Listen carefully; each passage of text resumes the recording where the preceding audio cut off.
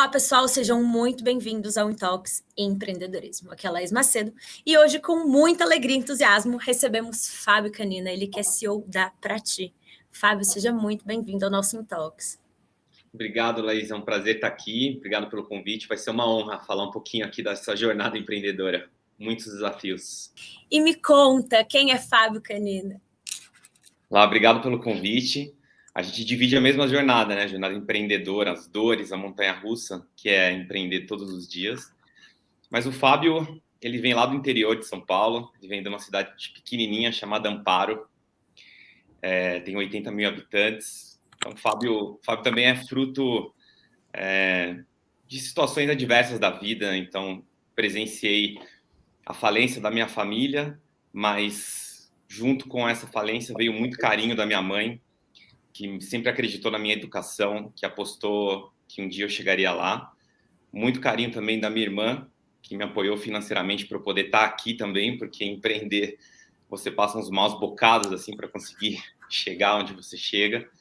Então, Fábio nasceu lá em Campinas, viveu sua infância em Amparo, depois eu fui estudar em Campinas, mas também já morar em São Paulo. E aí eu passei 10 anos por uma carreira executiva lá. Então, fiquei 10 anos em grandes multinacionais, SAP, IBM, Price, até que em 2012 eu decidi empreender a fundo mesmo. Eu sempre observei minha família empreendendo. E aí, em 2012, eu falei, eu preciso voltar, estava no meu sangue, eu precisava fazer isso. Então, a partir de 2012, eu comecei a aprender, entrei nessa jornada muito forte. E aí, vou contar um pouquinho aqui. Eu listei aqui 10 erros que eu cometi lá. Estão todos anotados aqui. 10 grandes erros que eu cometi, que se eu puder passar um pouco dessa experiência que eu vivi, eu acho que é muito válido, assim, para quem está assistindo. E eu queria começar aqui te fazendo já uma provocação, talvez você já vai explorar um ou dois aí desses erros, que você começa contando da sua carreira, passando por empresas que todo mundo, especialmente, né, na nossa época, sonhava, que era aquela carreira de IBM, de consultoria, de SAP. Então, para lá, você tão jovem, saindo da faculdade, né? Ontem você me contou, inclusive, que nem estagiário você foi. Então, uma carreira extremamente precoce, bem sucedida, né? Para os nossos parâmetros naquele momento. Então, qual foi a sua motivação de um Fábio que, possivelmente, com uma pouca idade, já ganhava um bom dinheiro ali, diante dessa carreira que estava começando em lugares tão desejados, para largar tudo e empreender? Teve uma virada de chave? Porque motivação financeira, que tende a ser a motivação empreendedora, especialmente por quem empreende por necessidade, aparentemente não foi. De onde veio isso? Tem lá, e são os dois primeiros pontos, os dois grandes erros que eu cometi já nesse início, né?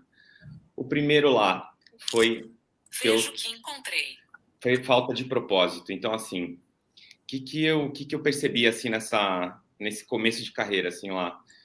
Por ter visto, né, essa fase dolorida na minha família, né, que foi atravessar essa crise financeira, eu precisava de qualquer jeito arrumar uma forma de ganhar dinheiro, né, me virar e tudo mais. Então, eu simplesmente tentei buscar um caminho que me trouxesse um retorno onde eu pudesse pagar minhas contas, pagar minha faculdade, ajudar um pouco também dentro de casa. Então, eu simplesmente arrumei um emprego lá. Então, se você me perguntar assim, mas era o emprego que você queria? Hoje, olhando para trás, não. Mas era por uma situação de necessidade que eu realmente precisava me virar e abraçar realmente um trabalho.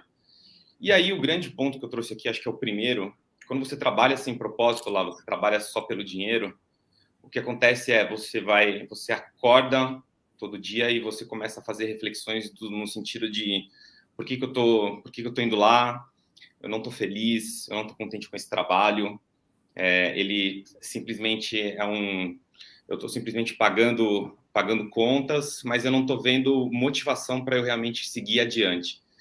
Então, o que eu observo assim de outros empreendedores, até de outros amigos, é de que realmente lá, se você não acorda, olha para o espelho e fala, eu realmente amo o que eu estou fazendo, a vida vai bater tão forte que a hora que você cair, você não vai ter força para levantar, porque você não tá apaixonado pelo aquilo que você está fazendo.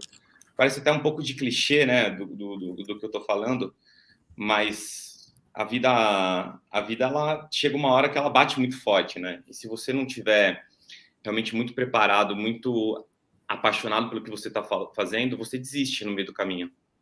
Então, a falta de propósito lá nesse começo foi um dos motivos que me fez mudar de vida. O segundo lá foi que, por ser muito jovem, com uma responsabilidade muito grande, eu estava tocando um projeto no Rio de Janeiro, né? Eu gerenciava mais de 100 pessoas, eram milhões de reais sobre minha responsabilidade, e eu era a pessoa mais nova do projeto.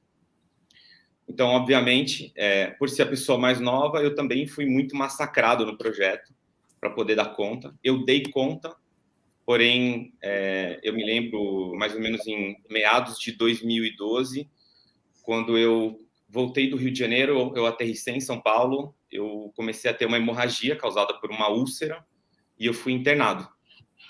Então, eu fiquei 3 dias na UTI. Foi um período muito difícil, né, de você estar, de fato, dentro de um hospital e você olhar para trás e falar, puxa, será que valeu a pena? E o que eu vejo hoje, e esse é o segundo ponto que eu queria trazer aqui, é o burnout. Quantas pessoas não passam por isso, quantas pessoas não se sentem sufocadas, com crise de ansiedade, com a vida espremendo de alguma forma, o trabalho apertando.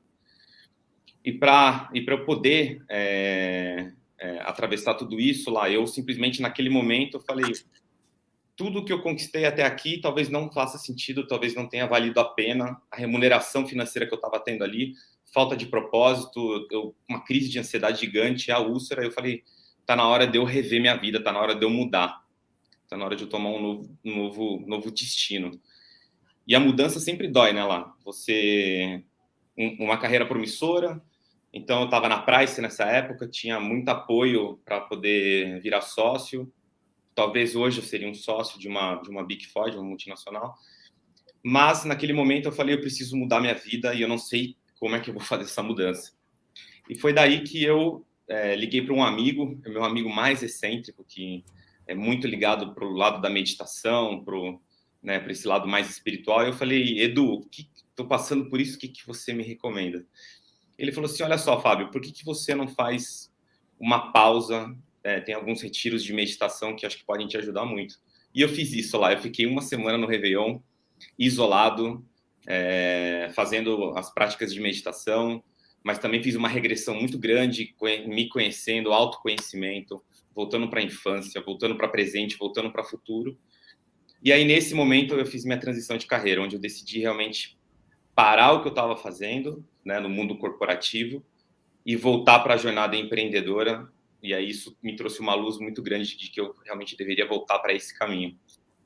Então, esses são os 2 primeiros pontos que eu queria trazer lá, que foi o grande baque da minha vida para a grande mudança para o empreendedorismo. Obrigada a todo mundo que nos acompanhou e até o próximo Talks Empreendedorismo.